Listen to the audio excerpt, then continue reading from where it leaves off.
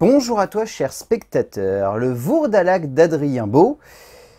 C'est un peu un film dont j'ai entendu parler grâce au distributeur, parce que même si j'avais vaguement entendu parler du film, par le biais notamment de son affiche, qui est tout de même accessoirement très stylisée, j'avais pas vraiment d'idée particulière autour du film. J'aimais bien la proposition au niveau du casting et au niveau du genre qui était abordé par le jeune réalisateur. Et après, je me suis dit, essayons, peut-être qu'on peut avoir une très jolie surprise. Le résumé pour faire simple, le marquis Jacques-Antoine Saturnin d'Urf débarque dans un petit village après avoir été attaqué. Il trouve refuge dans la maison du vieux Gorcha, qui dit être prêt à héberger ceux qui en ont le besoin.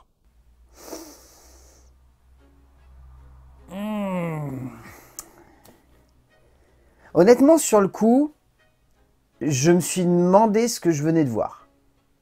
Parce que même si j'aime l'idée de base et le geste cinématographique, je trouve que Adrien Beau a pas grand chose à raconter.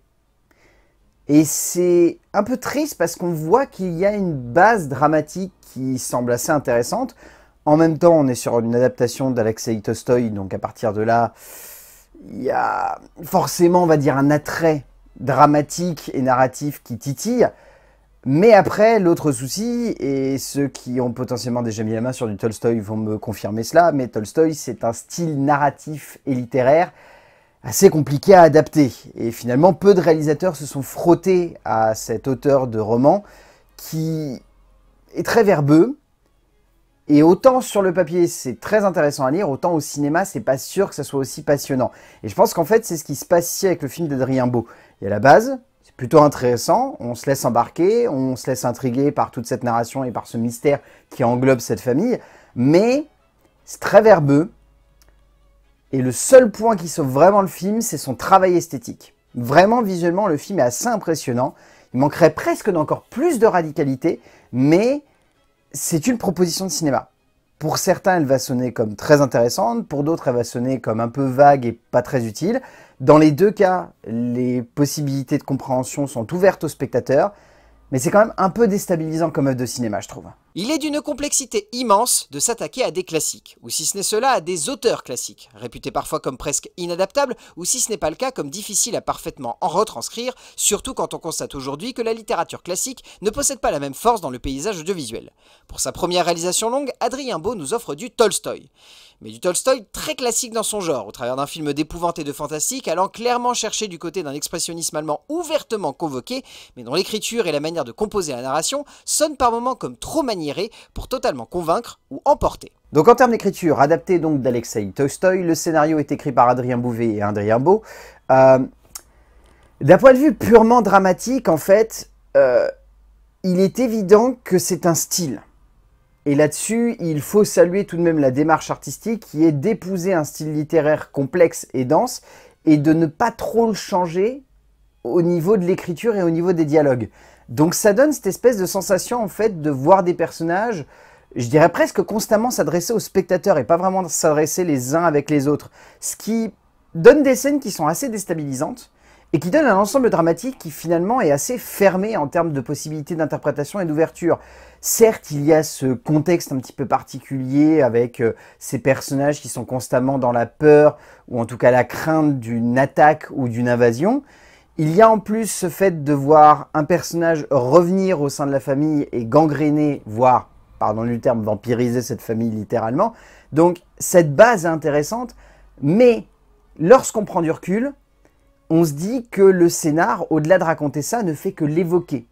Vaguement le survoler, le placer, indiquer au spectateur dans quelle direction regarder, mais à aucun moment on nous laisse réellement la possibilité d'interpréter ou en tout cas de se donner une autre perspective et donc potentiellement de comprendre différemment ce que cette écriture veut convoquer chez nous. On se retrouve simplement à regarder une bande de personnages discuter les uns avec les autres et il y a même des moments où on est en train de se dire ils racontent pas grand chose en fait. Et ils ne permettent pas en fait à leur base dramatique d'avancer. Et du coup, on regarde ça, on est plutôt intrigué, mais on n'est pas plus que ça emballé. Et je trouve que c'est un petit peu dommage parce que on sent qu'il y a toute une base dramatique qui pourrait être vraiment intéressante à suivre, mais rapidement, elle devient assez vaine et assez banale. Et quand je dis banale, je dis simplement en fait qu'elle suit la base d'un roman. Elle ne cherche pas à être cinématographique. Beau et Bouvier cherchent à faire de ce récit une aventure fantastique rappelant vraiment un vieux cinéma, que ce soit dans la manière de découper les scènes, de construire l'ensemble de la narration, de juxtaposer des dialogues parfois très verbeux et un peu trop complexes, le tout dans une forme dramatique très classique. En soi, cela marche. Mais cela sonne aussi comme daté, comme un peu bizarre aussi malgré une envie profonde de vouloir faire un scénario à l'ancienne, mais dans cela les deux scénaristes se perdent et n'offrent au bout qu'un morceau de composition très usité et assez maladroit qui ne passionne pas toujours et qui, pire encore, plombe un peu l'immersion du spectateur. En termes de mise en scène, c'est là en fait que le film gagne en intérêt. Parce qu'Adrien Beau a vraiment voulu nous proposer un travail esthétique et cinématographique qui rappelle un certain cinéma. Que ce soit dans le choix de cette texture d'image, que ce soit dans le choix de ces décors, que ce soit dans le choix de l'ambiance, que ce soit dans le jeu constant autour des lumières, de l'ambiance globale, de certains effets spéciaux, dont un que je vais éviter de vous spoiler, parce que réellement, si vous le voyez et que je vous le décris, vous allez me dire potentiellement ça marche pas, et honnêtement, j'étais un peu comme ça au début, mais ça marche du feu de Dieu et ça apporte vraiment un cachet et une identité fantastique à cette œuvre. Et en cela, il faut saluer le geste. Parce que je vous ai dit que d'un point de vue scénaristique, ça épousait vraiment la structure du roman. Mais d'un point de vue cinématographique, on est plus sur épouser certaines références audiovisuelles qui ont marqué l'histoire du cinéma. Et quand je dis référence, je trouve réellement que le film va autant convoquer les Nosferatu de Murnau que de Herzog. Dans le style, dans la manière de gérer l'esthétique, dans la manière de gérer le décor, de gérer l'ambiance, de gérer le rythme aussi qui est assez particulier. Le film fait 1h30 et c'est un rythme très lent qui prend son temps, qui choisit de placer les situations, de jouer avec une espèce de décantation d'effets dramatiques et esthétiques qui doivent s'immiscer dans l'esprit du spectateur et lui donner la sensation que c'est un film à part. Et clairement, c'est un film à part. Adrien Beau a voulu livrer un film qui peut-être, si je devais pointer du doigt encore un petit défaut, manque de radicalité, parce que je pense qu'il aurait pu être encore plus direct, plus cash, et qui s'est peut-être un petit peu limité pour ouvrir son film au grand public. Si l'on peut dire que l'écriture est à l'ancienne, l'exercice de style visuel et graphique qu'offre Beau est daté, mais dans le meilleur sens possible, puisque le jeune auteur, hormis dans son choix de format et dans la couleur qu'il amène, construit littéralement une fresque fantastique rappelant beaucoup le cinéma de Murnau ou Lang.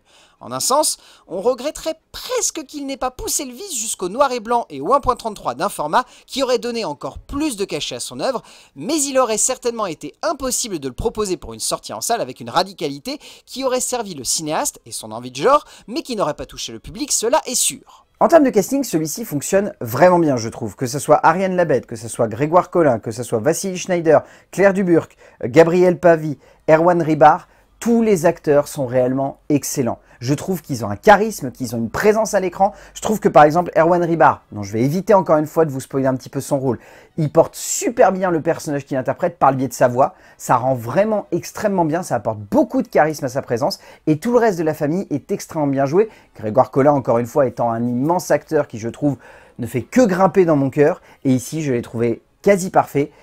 Presque autant que l'acteur principal, qui peut-être est un poil limité par ses dialogues, mais tout de même porte très bien son personnage. Kessie Motet-Klein délivre une belle prestation ici, l'acteur cherchant à donner du caractère et de la perspective à son personnage, même si les dialogues par moments freinent un peu la puissance de son jeu. Au bout du compte, le Vourdalak, c'est une proposition de cinéma que certains vont adorer et d'autres vont complètement détester. Dans les deux cas, je pourrais comprendre les points de vue parce qu'on est tellement sur une œuvre radicale, dans sa proposition, dans son esthétique, dans ses choix, que ça peut déstabiliser. Mais ça convoque un certain cinéma. Un certain cinéma que je ne peux pas ignorer moi personnellement, parce que c'est un cinéma qui, je trouve, forge une certaine manière de regarder l'esthétique du genre fantastique. Et lorsqu'un cinéaste arrive à la convoquer, et à bien la convoquer, qui plus est, ça apporte un petit cachet au film. Donc certes, le Vourdalak d'Adrien Beau est pas parfait, mais ça vaut quand même le coup d'œil. C'est un film qui est atypique, surprenant, iconoclaste, très marqué, et c'est une belle œuvre fantastique. Donc essayez, peut-être que ça pourrait vous plaire. A plus!